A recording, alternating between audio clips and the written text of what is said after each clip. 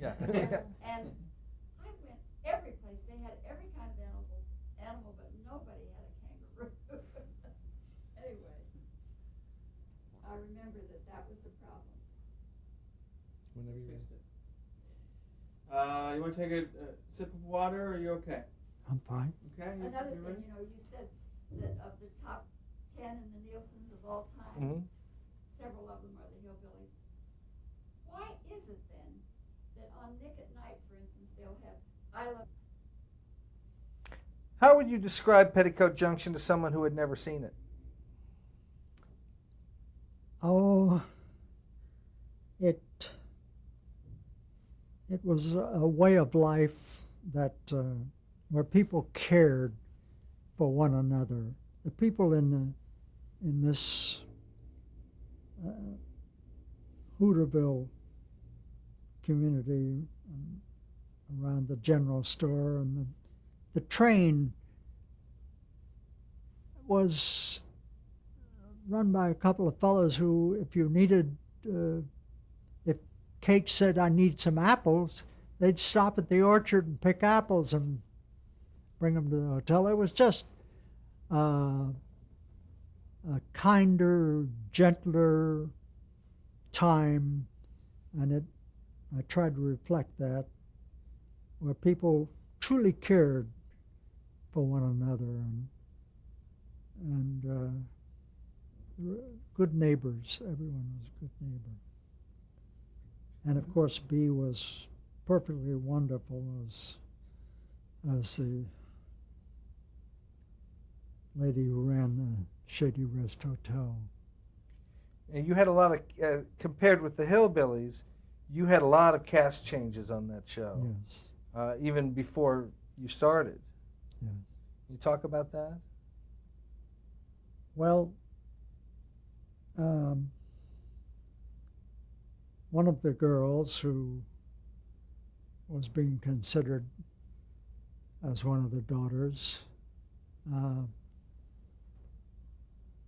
posed for some pictures that we shall say would not have fit in with the community idea, the small farming community. That was Sharon Tate, wasn't it? Yes. Sharon was so beautiful. We used her on a lot of hillbilly shows just as a secretary. But she had unfortunately posed for some revealing pictures that didn't quite fit Ivory Soap. So it was Ivory Soap's decision? Yes. No, Ivory Soap, we knew they were going to be one of the sponsors. So we knew that we were going to be in trouble. Mm-hmm. We're going to be besieged. What about some of the other cast changes that you had? Those were voluntary on the part of the girls who left. My daughter Linda, our daughter Linda, it was Bea Benaderet again who just insisted that Linda be. She said, "Your daughter is so wonderful. I saw her at the Playhouse. She's wonderful. She should be one of the daughters." And Now, she had been heard but not seen on the Hillbillies, correct? that's right. That's right. She was the voice of Jethrine. Yeah. Well, tell about that. Well, we needed a girl's voice for Jethrine, Jethro's supposed sister. And Linda was very adept at dubbing, so that's how that came about. Jethrine was played by... Jethro, Max Baer. Right. So what was it like to work with your daughter? Wonderful. Strictly professional. I never had a moment's trouble. And Dick Wesson was the producer the first year. And so he fielded the complaints from from the other two sisters who thought that Linda was too good. She was there on time. She knew her lines. You know, it was one of those things. But Linda is a true pro, and we were proud of her. And we were happy that she got the part. But it was Bea who said, "You've just got to use her. She's so good." And do you have a favorite episode of that show? I would imagine, yes, it would be the Ladybugs, where Uncle Joe and the girls come back to the hotel and they say, you know, there's this wonderful musical group, the Beatles, and you know, here we have these three girls who can become the Ladybugs and go on to fame and fortune and get on the Ed Sullivan Show and so forth. And I would think that would be my favorite episode. Ed Sullivan, as a matter of fact, did have the girls on as the Ladybugs. And Sheila James was the fourth girl. She was the daughter of the local sheriff. And so the three girls and Sheila became the Ladybugs. And that was fun. Was there a Ladybugs record? I don't know. What an opportunity to passed up. Now then, in 1965, well, first of all, before we get to that, what was your life like when you had both, you know, the two hit shows going at once? What was an average day like for you? Dawn to dark, working, and but I enjoyed it. I could not give Petticoat Junction the time it deserved because my primary task was the daily getting out of a script for the Beverly Hillbillies. And meantime, Stan Shapiro said, "Let's write another movie, come on, you know." And I said, "Stan, I can't, I just can't. It would be like putting my daughter in a boat and shoving her out in the river and saying, you know, make it on your own." So Stan Shapiro called and asked you to write another movie. Yes. I said, "Stan, I simply cannot do it. It's, I can't abandon my, I said, "Stan, it would be like putting my daughter in a boat and pushing it out into the water and saying, you know, I can't abandon this." So you stayed with these shows. You never handed them over to anyone else. Well, Petticoat Junction, I did. I handed over first to Dick Wesson, who produced the first year, and then subsequently Charles Stewart became the producer. But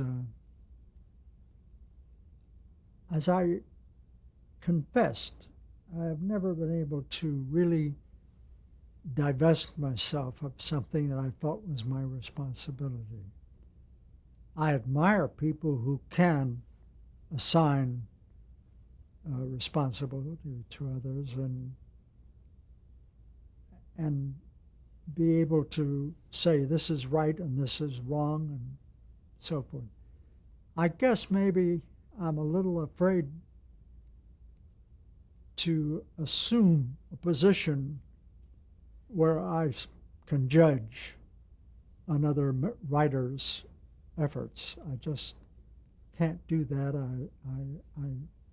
I can't help but think of the effort that went into it and put myself in his place. And so I was never good at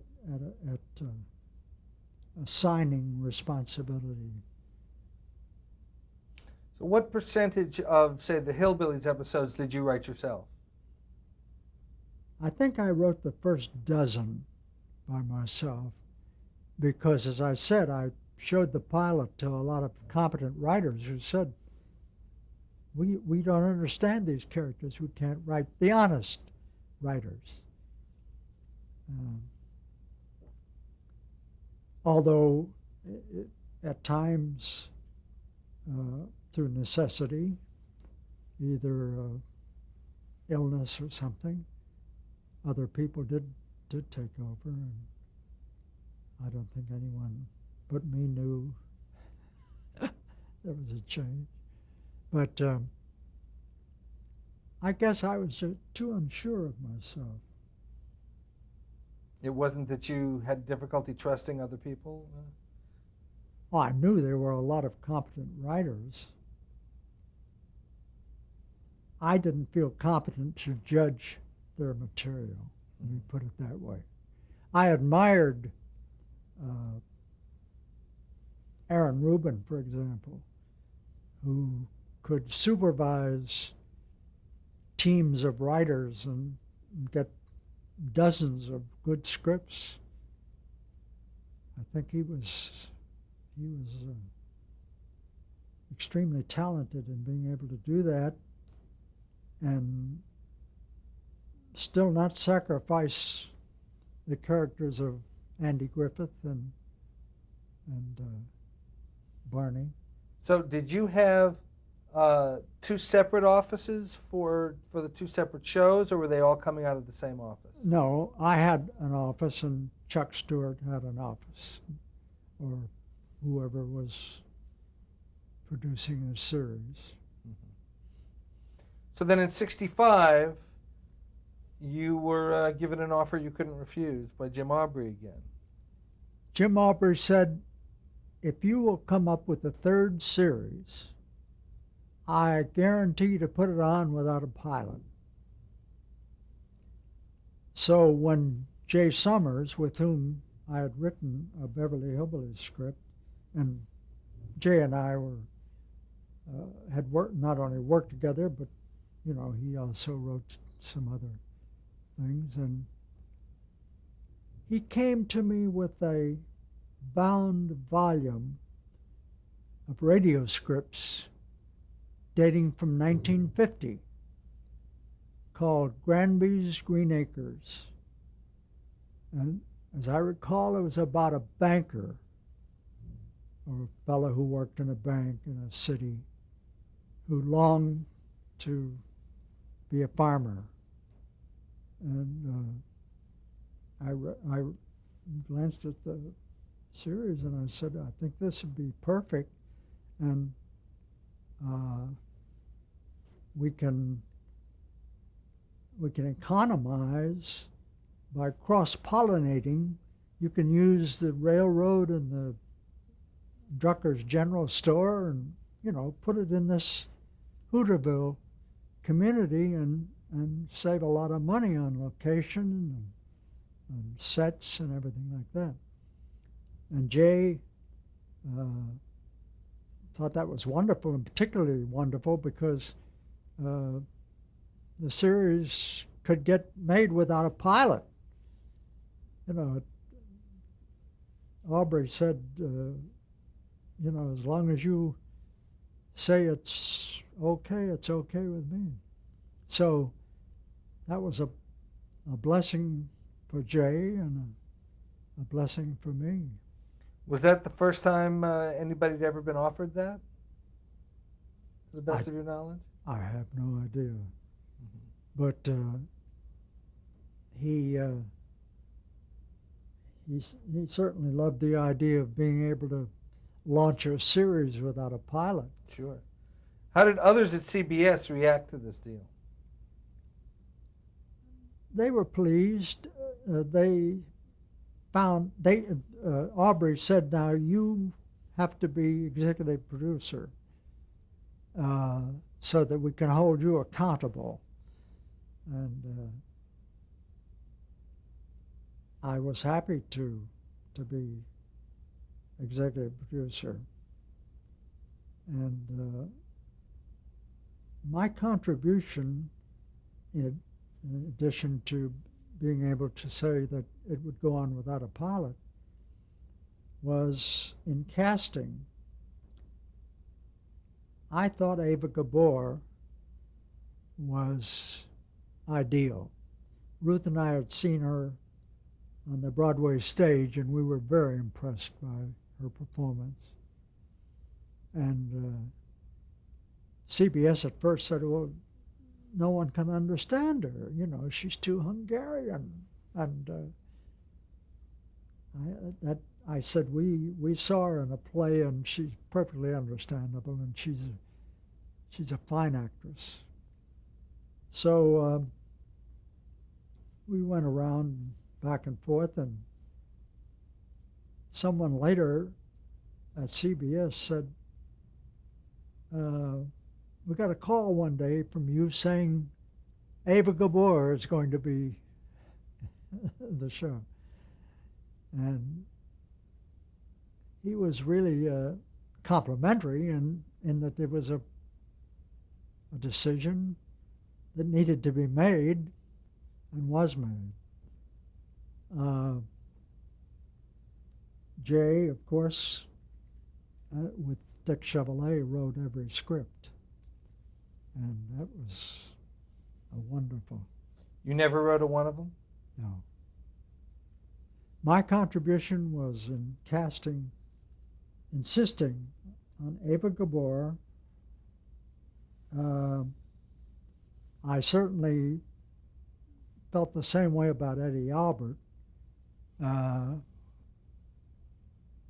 Another actor was being considered for the part. I thought Eddie Albert and Ava Gabor would make a wonderful team. Turned out to be true. And I also suggested the character of Ebb. The name of the actor, you can tell me, Ruth. Tommy Lester. Tommy Lester. I had seen Tommy at the North Hollywood Playhouse perform with daughter Linda, and I thought Tommy would be great as the hired man, the farmhand. And it turned out to be. Now, the first of your shows to be canceled was Petticoat Junction. Yes. How did that affect you? How did? I was sad, but I could only blame myself because I really did not take the time to work on it as I should have. So I blamed myself, and How would you have made it different? I don't know. I would have devoted time and energy to it, and I don't know that I could have improved it, but I certainly could have tried. Is there anything about any of the three shows that you wish you could change now? Oh, I suppose so. But All three shows continue as of 1997 to be seen regularly all over the world. When you look at them now, is there something about them that you wish you had done differently? oh well, I don't think I've ever finished a script under pressure that I wouldn't have liked to have gone back and rewrite. Not that it would have been better, but that's a natural thing, I think. If you're conscientious, you hope when you turn it in under the deadline pressure. Gee, I wish I could do that again. You know, I'd do it. Maybe it wouldn't be better. I don't know. But there's nothing specific you can think of that you would have done differently, a different character or a different setting or any.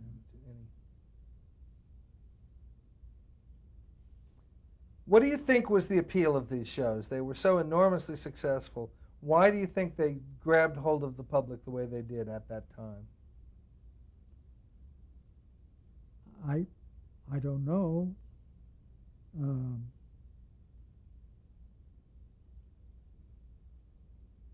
Green Acres appealed to, you know, I'm sure that every city dweller dreams of having a farm, or many of them do. But, you know, the simple life, get away from the rat race and get back to simplicity. I think that was the appeal of Green Acres. Was there at any point where you conceived of Green Acres as Beverly Hillbillies in reverse? No. You know, transplanting them from the city to the country instead of transplanting them from the country to the city? No, I didn't think of it that way. I just liked the idea, and I liked Jay's concept. Now, all three shows had very memorable theme songs. Can you tell us about how those theme songs came to be? Starting with Green Acres, that was the genius of Vic Mizzy. Vic Mizzy wrote that song, and it was great. Beverly Hillbillies. Well, the Beverly Hillbillies I wrote of necessity. The time was coming, was approaching when we had to do it, and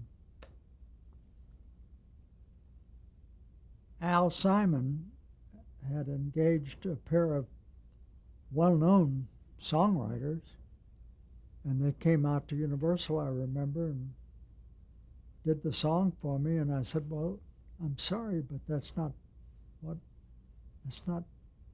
what I want. So in,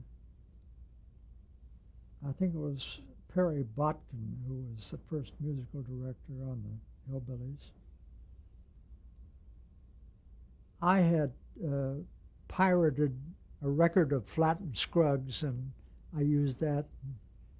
And I said, I know I can't do that on the air. And he said, well, why don't I go down to Nashville and have them record hire them, have them play the. So anyway, of necessity, I just